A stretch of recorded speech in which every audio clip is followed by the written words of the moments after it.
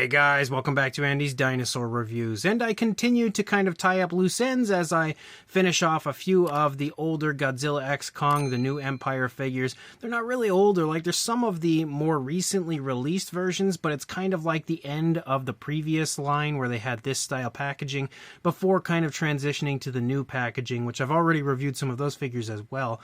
But as you can see, we have the Giant Mothra. This one was an absolute terror for me to find. I could not find this, and I've been looking for it for months now. It just was not showing up at my store. Every time I saw it online, the prices were ridiculous for it, so I didn't bother ordering it online until I just found this the other day, the same time I found the Battle Roar Shimo, so I was pretty excited to be able to find the Giant Mothra as well. You can see the figure in there, definitely pretty sizable for a Mothra, and then some awesome artwork here on the back that does show off the figure and of course states Mothra. So let's pop this box open and check it out. So there is our Giant Mothra, and I really like the fact that they've included a stand for this one. It gives you the chance to actually like display it in a really nice way, so I have to give props to Playmates for that. Also, the figure in general is pretty darn cool. I mean, it's definitely huge, but one thing I do want to state about the stand actually now before I progress any further here is the fact that you can of course put it up into the stomach of Mothra, and then you can actually lean it forward and completely go upside down if you really wanted to. But basically this can turn, swivel. Well, this doesn't actually swivel. Just basically you can turn the Mothra on it, but this does go up and down.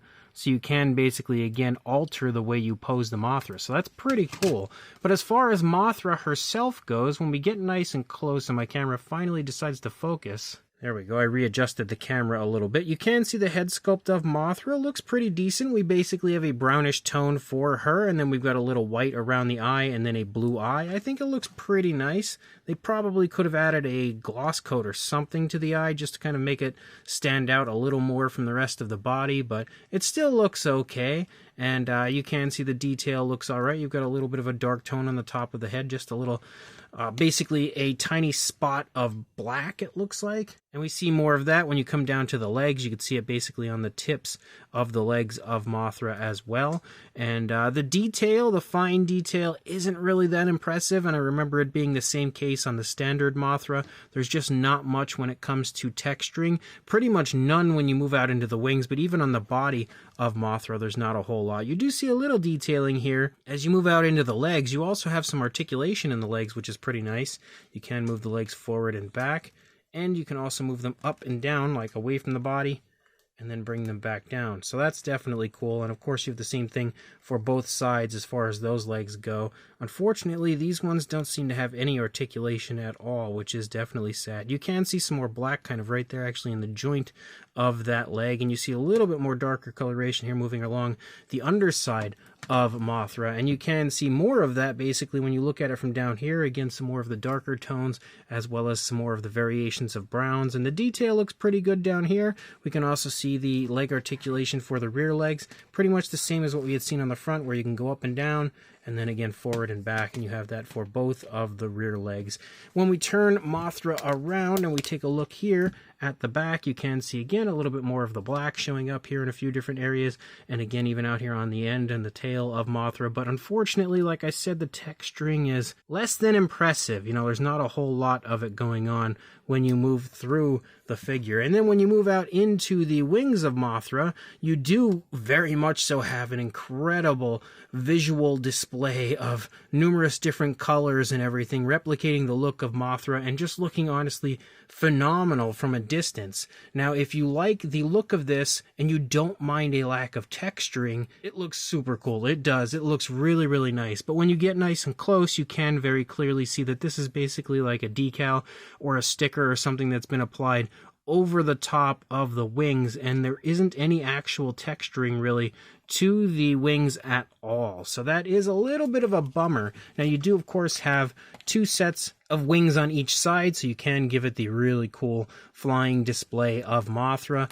Pretty close to the same sort of a look on every side of the wings. You can see as I turn it though, there are kind of like some air bubbles and stuff when it comes to the way that the decals or stickers or whatever they are were applied. So that looks a little ugly. Definitely not all that great, but you know, from a distance, I definitely definitely feel like this one is going to be a really impressive looking model, but from up close, when you really want a highly detailed model, you're absolutely going to have to look elsewhere to, like Hiya Toys or SH Monster Arts or something like that. You do, of course, have articulation for all of the wings. You can swivel them a little bit to kind of pose them, and they also, of course, go up and down, so you can flap the wings. Same deal again for these wings, swivel and then up and down, so you can basically create whatever pose and display you want with your Mothra. But I think that's probably about all we really need to go over with this one. Let's go ahead and pop it back on here. It does go on pretty nice, and if we actually bring the wings down,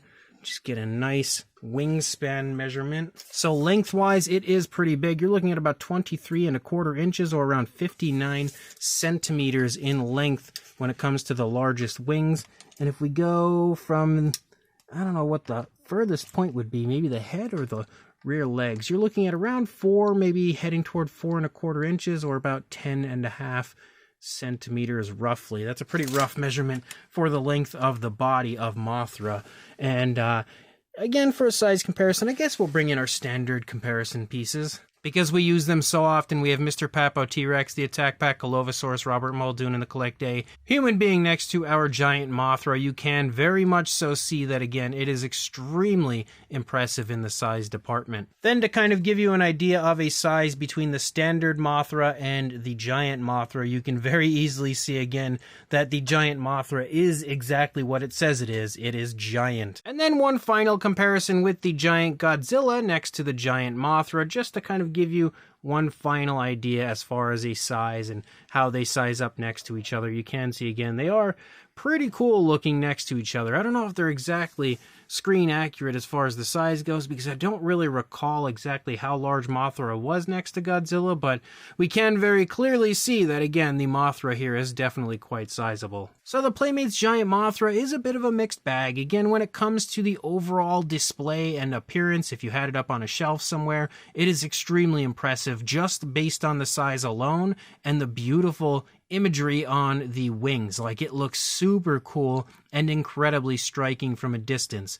When you get nice and close, though, again, if you're looking for a highly detailed figure, you're not really going to find that with this Mothra. The fine detail throughout is very lackluster, and the majority of the texturing through the entire figure is next to non-existent. You have a little bit in the head and a tiny bit moving out into the tail area of Mothra, but that's really about it. There is also some fairly fun articulation, which I do quite like, the ability to articulate the wings and basically create any pose you want as far as that goes, and also some of the legs do articulate, and they articulate pretty nicely. They definitely have some pretty decent mobility as a whole. The paintwork as well is okay. Again, there's a little variation of color throughout the course of the body of Mothra, and then again, the decals applied to the wings look really cool. I just wish there was some more texturing out there. There are, unfortunately, quite a few air bubbles as you move through the course of the wings, at least on mine, and that definitely takes away from the figure, but you know, again, it's not meant to be of SH Monster Arts quality or Hiya Toys quality. It's just basically